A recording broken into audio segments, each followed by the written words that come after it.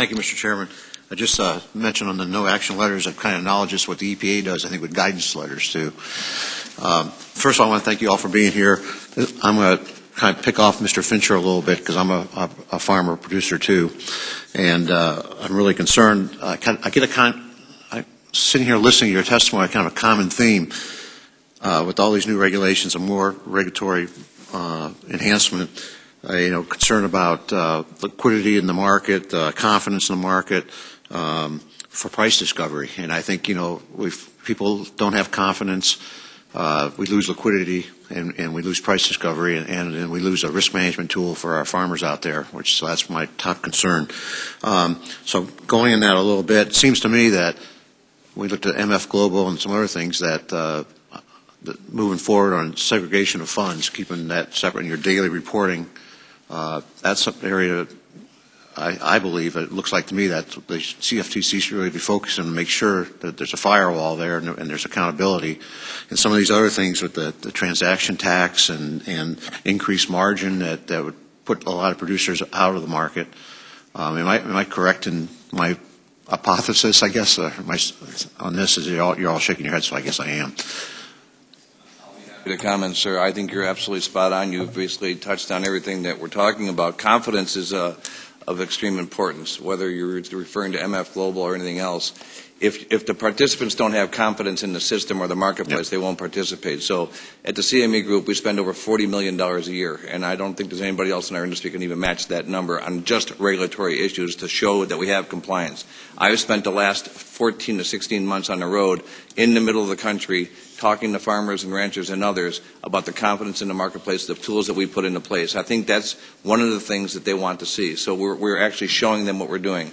Just Mr. Duffy, just to go on with that, since we've had the crisis, of MF Global and others, what are you seeing with customer funds coming back and participation in the market? We're up a couple percent year over year in our overall volume. Our agricultural products are actually doing quite well, so I'm seeing the farmer come back and hedge in their products again. And again, as I said earlier, I don't believe it was a crisis in the CME Group or anything else. I think it was a crisis in the system, how it failed them and allowed somebody to touch their customer segregated property, which they did not believe could ever possibly happen. So I think now that we've hopefully shored that up a little bit, the participants are back in the marketplace, sir. That's good. Do you want to, Mr. Roth? Congressman, I just wanted to add that since we've implemented this system for the daily confirmation of seg balances, I think it was officially became active February 15th. I should also mention that all of the data that we receive is always available to the CFTC as well, so that we can have a third set of eyes looking at that. We always make all of our data, regulatory data, immediately available to the CFTC, and so they can see the same stuff that we see. And I think it's a huge improvement from where we were just a year ago. Just to follow up on another question about the bankruptcy code,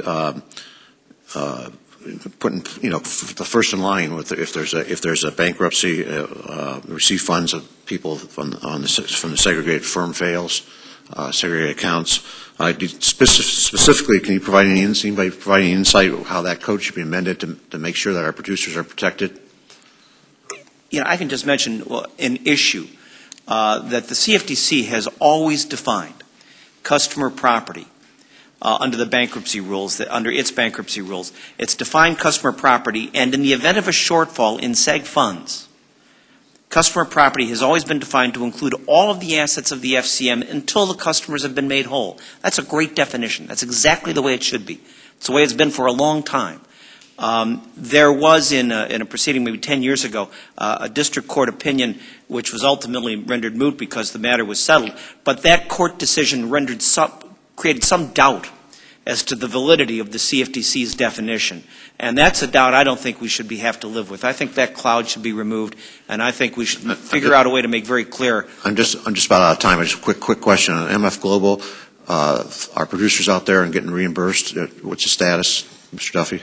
I'll be happy to take a shot, or if you want to do it, Walt.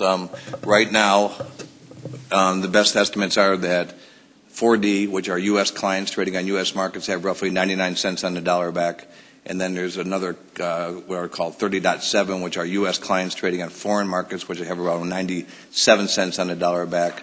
So we are seeing most of the property returned to the participants that it was taken from. Now, obviously, there's shortfalls on the broker-dealer side, but again, in our world, because of some of the steps that we were able to take, along with our colleagues down the line here, we were able to get the money back. Thank you very much. Thank you, Mr. Thank you, Chairman. sir. Too much time has expired.